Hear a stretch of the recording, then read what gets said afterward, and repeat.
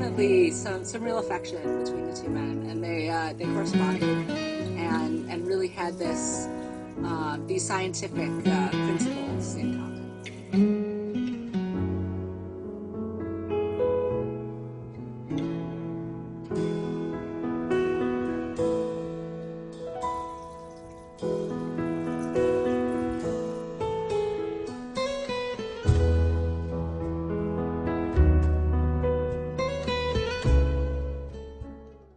Hello, class. My name is Lauren Braxton, and I'm here to start my presentation on George Washington Carver and Henry Ford.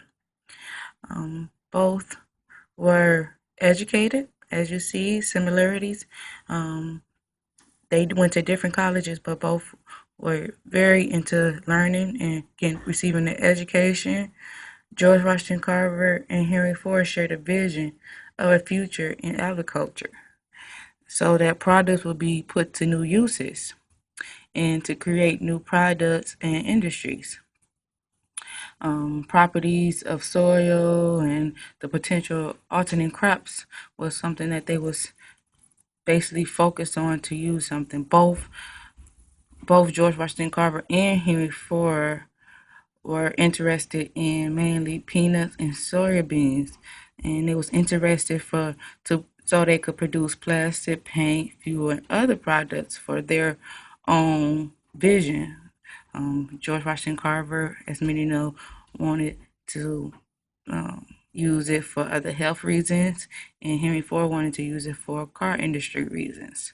They both was great inventors, and one quote that I read was that Henry Ford knew of Carver work and said that he was definitely somebody you needed to learn more about and wanted to meet.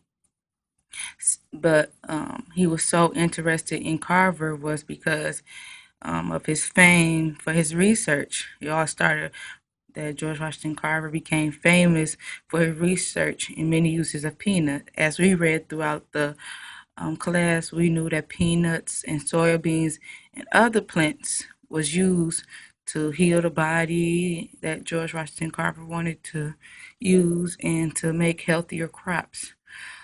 Over the years, Carver promoted the idea that such plants could be turned into plastic. It was his idea that it could be turned into plastic, paint, fuel, and other products.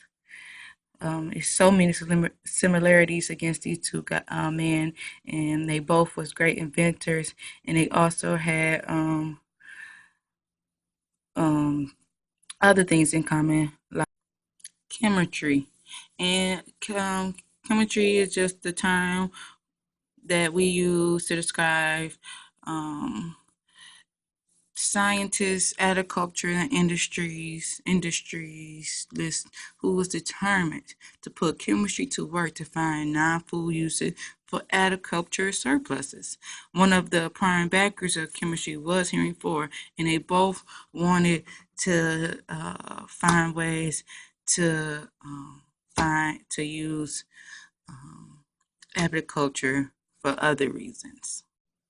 Next, even though George Washington Carver and Henry Ford were great collaborators, they also was different in many ways. Race, as everybody knows, George Washington Carver was African American, and Henry Ford was Caucasian.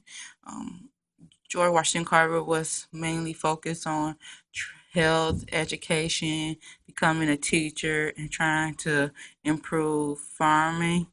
And Henry Ford was a car industry engineer where he wanted to improve mainly his products. Another one was that George Henry Ford uh, was very rich. He was rich from the north, and George Washington Carver was just a plain old scientist from the south. Henry Ford found out about Carver following many of his donations to the Tuskegee Institute, which is now Tuskegee University in Alabama.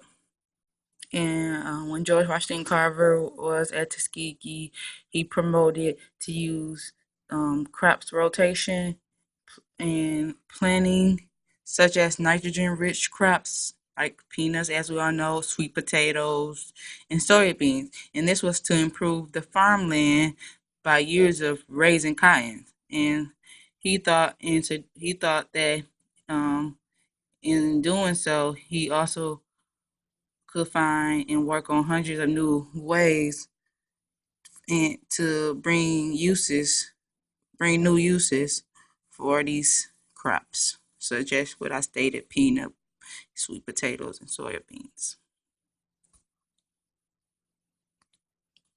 Next, the main part is the projects and experiments that they had, which we all know is the reason why they are who they are today because of the experiments and projects that they enter.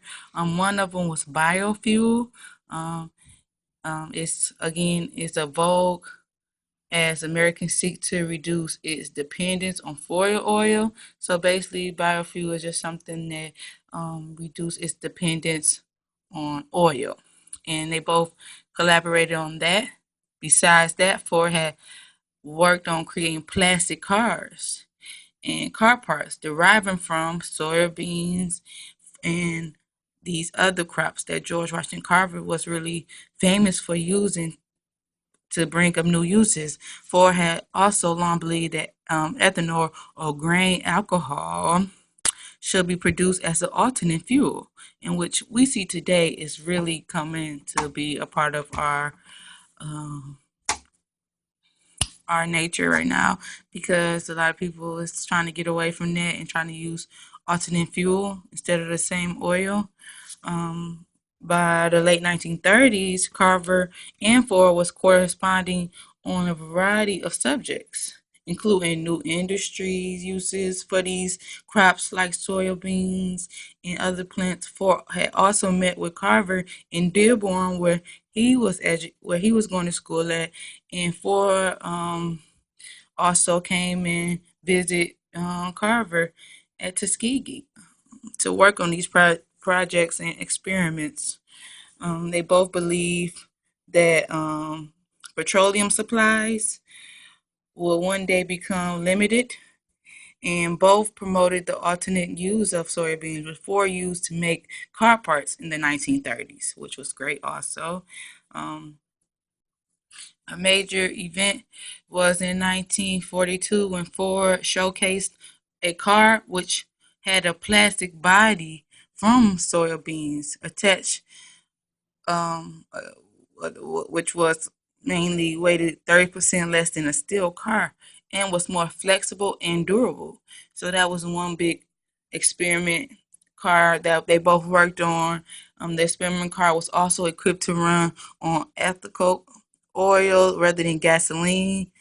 And many of us know that they're getting away from trying to use gasoline and trying to use cleaner and other crops for that. Ford long believed that the world will eventually need a substitution for gasoline, which we all see today, and supported the products of ethanol, the grain of alcohol, for alternate use of fuel. In 1942, he also showcased a car with a lightweight. Um, he also corresponded with Carver to produce other industry products, along as producing his car that he showcased. But basically, they benefited from one another in so many ways. They learned from one another. They was able to invent better ways for us in today's world, as you see, that is helping us use natural and cleaner oil and less polluting our air, and just some benefits that we all seen was that and read throughout the semester was that I'm hearing for, even though I mean he was rich and he still cared about George Washington Carver um, paying for an elevator to be in George Washington Carver room so he can get back and forth to his laboratory because he was so ill and couldn't really walk around that much. And Ford also donated so much money to Tuskegee Institute, helping finance Carver experiments. He was the reason why they had the funds to experiment on some of these things, and in turn, as a great friend George Washington Carver was, he spent a period of time helping for oversee crops at the Ford plantation in Georgia. So both of them benefited, and as we see, was great friends and had a great relationship. And other than just partnership, they had a great friendship. They wouldn't been able to do any of this without one another. So basically, they needed the benefit of each other to make these things happen. Lastly, we wanted to talk about their legacy, which they both was famous innovators, famous educators, and inventors. And as we all see today, one of the quotes that I read was that that Henry Ford called Carver, George Washington Carver, the greatest of all my inspiring friends. And that was something that touched me because out of all Henry Ford friends, he thought George Washington Carver was the greatest. To honor him, and his legacy, Ford had made a replica of Carver's slave cabin in his birthplace. And we all, I don't know if many of y'all have been, but Greenfield Village in Dearborn is where they held the replica. And if y'all could get a chance to go out there, I've been out there. It's really beautiful, and it really shows you how George Washington Carver was living. And if you was living in a cabin like that, it would inspire you to become better. It would inspire you to invent or to think of the next best thing. In addition, Ford helped out with his laboratory and um, donating to his college to fund his experiments. And um, basically, they both wanted to benefit from each other, learn from one another, and not before that becoming as one, regardless of race or their culture. They now have a legacy that known for them to try to produce healthier products and become great innovators and educators. Thank you.